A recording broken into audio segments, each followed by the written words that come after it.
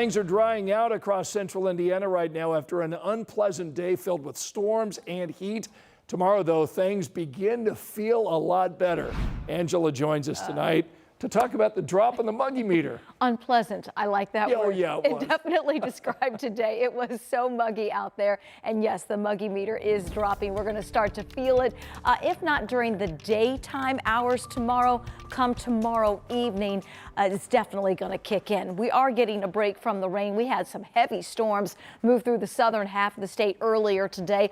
All of that is winding down and pushing south of the Ohio River. Temperatures right now in the 70s. We have 72 Kokomo, 72 Richmond, 76 Indianapolis, and 75 degrees in Bloomington.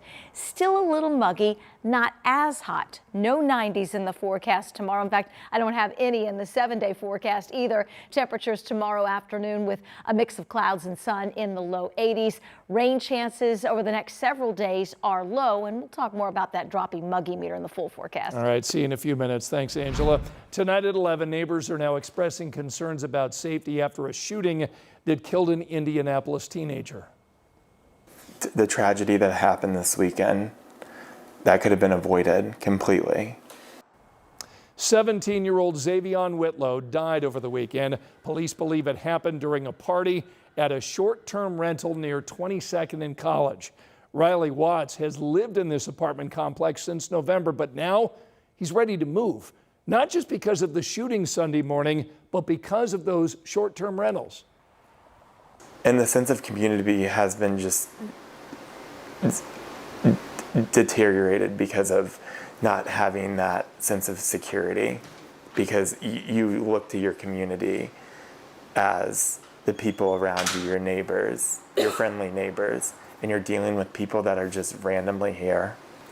13 News reached out 2 days in a row to ask the apartment complex's property management if these short-term rentals are allowed and how they work. We have not received any specific answers.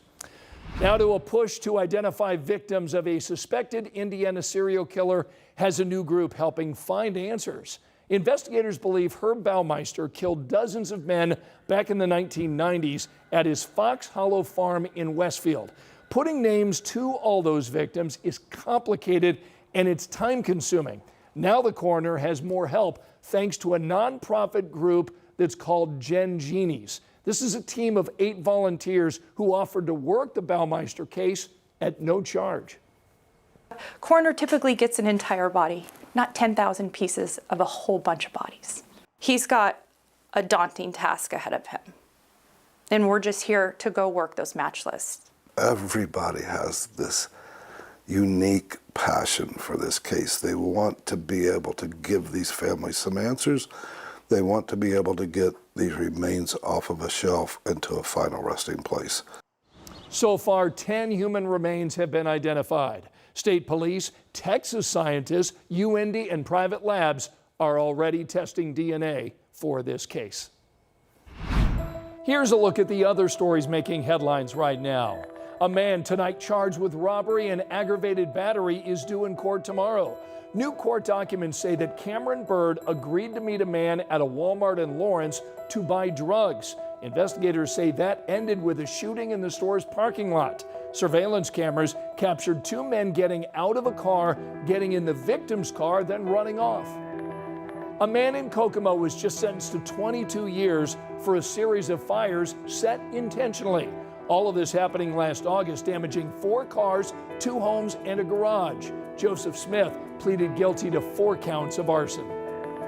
Tonight, 11 undocumented immigrants are under arrest in Jackson County after a joint operation between local and federal law enforcement. Police say all the people involved have already been charged or convicted of serious violent crimes. The chief says that was not part of a sweep.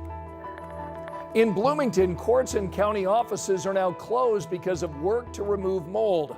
They're expected to reopen on Thursday. The mold was found on the 2nd and 3rd floors of the Community Justice Building. We're told the jail and sheriff's office are in a different part of the building and right now are not affected. Tonight, we're getting our first look at the true impact of the LIV Golf Championship Tournament in Westfield. Organizers were expecting about 15,000 people every day, but over the 3 days of the event, Attendance reached more than 60,000 people.